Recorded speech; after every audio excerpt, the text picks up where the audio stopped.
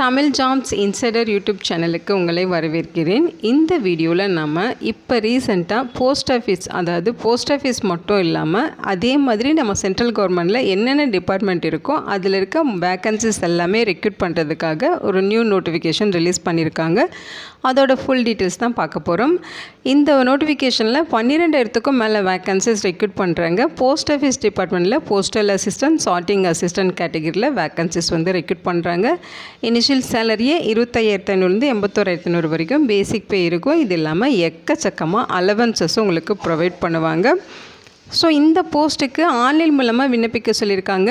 SC, ST, PWD category, female candidates இவங்களுக்கு apply பண்ண ஃபீஸே கிடையாது. இவங்க ஃப்ரீயாகவே ஆன்லைனில் ஃபார்ம் மட்டும் சப்மிட் பண்ணாலே போதுமானது. பர்மனெண்ட்டான சென்ட்ரல் கவர்மெண்ட் ஜாப் ஆப்பர்ச்சுனிட்டி தான். லாஸ்ட் டேட் ஜூன் 22 வரைக்கும் அப்ளை பண்ண டைம் கொடுத்துருக்காங்க. தமிழ்நாட்டில் இருக்க 38 மாவட்டத்தை சார்ந்த ஆண்கள், பெண்கள் எல்லாருமே இந்த போஸ்ட்டுக்கு எலிஜிபிள். இதோட அஃபிஷியல் நோட்டிஃபிகேஷன் அண்ட் எலிஜிபிலிட்டி பற்றின டீட்டெயில்ஸ் இப்போ நான் ப்ரீஃபாக எக்ஸ்பிளைன் பண்ணுறேன். வீடியோவை ஸ்கிப் பண்ணாமல் முழுமையாக பாருங்கள். அதுக்கு முன்னாடி நீங்கள் இப்போ இந்த சேனலுக்குள்ளே முதல் முறையாக வரீங்கன்னா மறக்காமல் நம்ம சேனலை சப்ஸ்கிரைப் பண்ணிவிட்டு பெல் சிம்பிள் ப்ரெஸ் பண்ணி ஆல்கிற நோட்டிஃபிகேஷனில் செட் பண்ணிக்கிங்க. அப்போ தான் நாங்கள் கொடுக்குற எல்லா ஜாப் ஆப்பர்ச்சுனிட்டியும் உங்கள் ஃபோனுக்கு நோட்டிஃபிகேஷனாக டைமுக்கு கிடைக்கும். இந்த ரெக்ரூட்மெண்ட் ரிலேட்டடான அப்ளை லிங்க், நோட்டிஃபிகேஷன் லிங்க் எல்லாமே இந்த வீடியோவோட டிஸ்கிரிப்ஷன்லையும் ஃபஸ்ட்டு கமெண்ட்லையும் பின் பண்ணியிருக்கேன். செக் பண்ணி பாருங்கள். இந்த வீடியோக்கு ஒரு லைக் கொடுத்துருங்க. நீங்கள் கொடுக்குற லைக் தான் எங்களுக்கு அடுத்தடுத்த வீடியோ போகிறதுக்கான மிகப்பெரிய மோட்டிவேஷனாக இருக்கும். இப்போ வாங்க நம்ம வீடியோக்குள்ளே போகலாம். இதுதான் இந்த ஜாபுக்கான அஃபிஷியல் நோட்டிஃபிகேஷன். இந்த நோட்டிஃபிகேஷன் நமக்கு எங்கேருந்து கொடுத்துருக்காங்க அப்படின்னு பார்த்தீங்கன்னா ஸ்டாஃப் செலெக்ஷன் கமிஷன் ரிலீஸ் பண்ணியிருக்காங்க.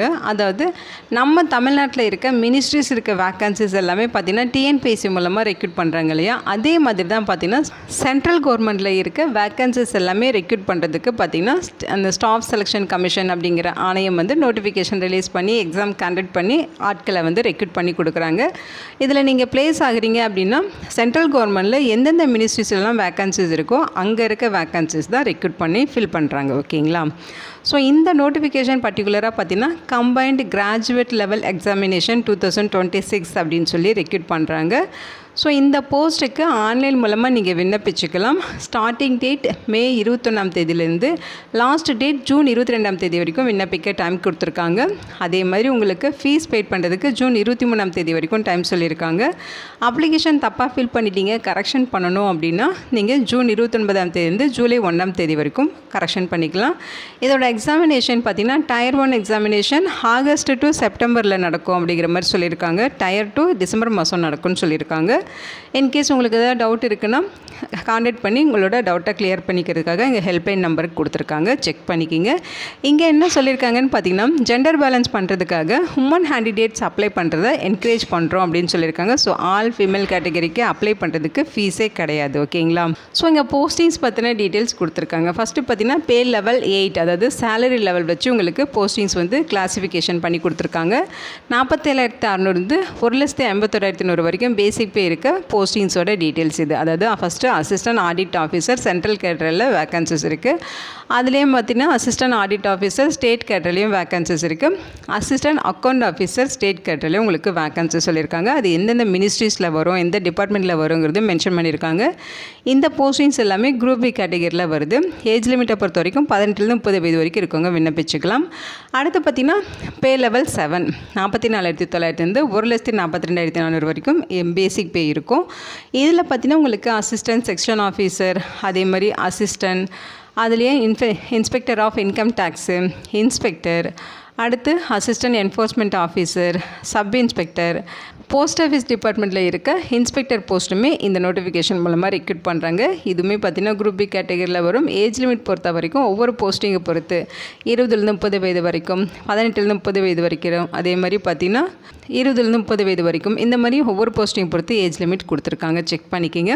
அடுத்து பே லெவல் 6, அதாவது சேலரி லெவல் பார்த்திங்கன்னா 35,400 1,12,400 வரைக்கும் பேசிக் பே இருக்கும்.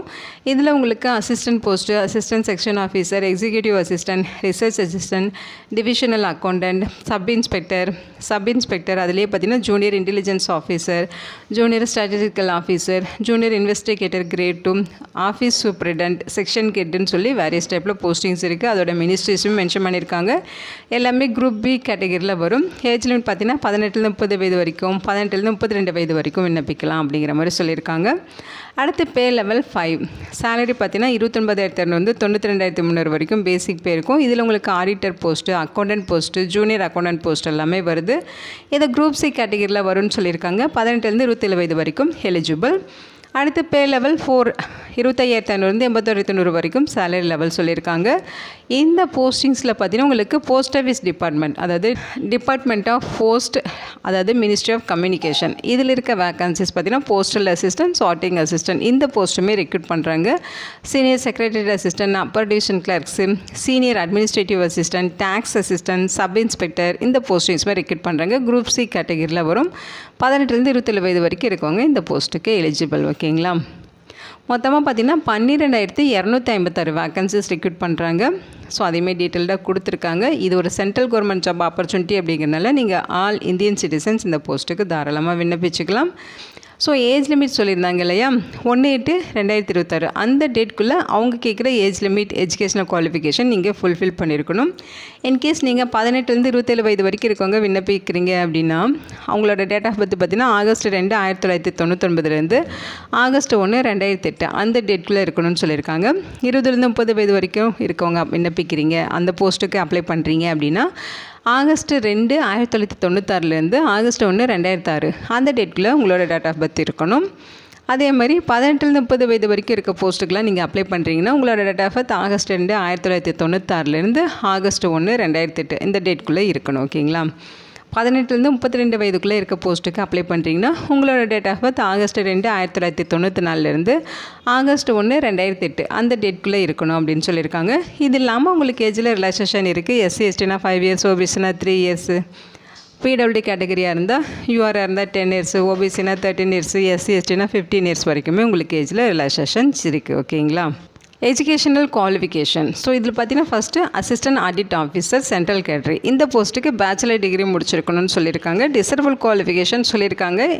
எசென்ஷியல் குவாலிஃபிகேஷன் இருந்தாலே நீங்கள் எலிஜிபிள் தான். டிசரபிள் குவாலிஃபிகேஷன் இருக்குது அப்படின்னா அதை விரும்பத்தக்க தகுதியாக எடுத்துப்பாங்க. ஓகேங்களா? Assistant audit officer state category இந்த போஸ்ட்டுமே பார்த்தீங்கன்னா பேச்சுலர் டிகிரி முடிச்சிருக்கணும். அது இல்லாமல் சம் ப்ரொஃபஷன்சி கேட்டிருக்காங்க, அதோட டீட்டெயில்ஸ் செக் பண்ணிக்கிங்க. அடுத்து அசிஸ்டன்ட் அக்கௌண்ட் ஆஃபீஸர் இந்த போஸ்ட்டுக்குமே பேச்சுலர் டிகிரி முடிச்சிருக்கணும். அதோட சம் ப்ரொஃபஷன்சி அவங்க எக்ஸ்பெக்ட் பண்ணுறாங்க, அதோட டீட்டெயில்ஸ் இங்கே இருக்குது, செக் பண்ணிக்கிங்க. அடுத்து ஜூனியர் ஸ்டாட்டிஸ்டிக்கல் ஆஃபீஸர் இந்த போஸ்ட்டுக்கு நீங்கள் பேச்சுலர் டிகிரி முடிச்சிருக்கணும்னு சொல்லியிருக்காங்க. 60% மார்க் வச்சுருக்கணும். ஓகேங்களா?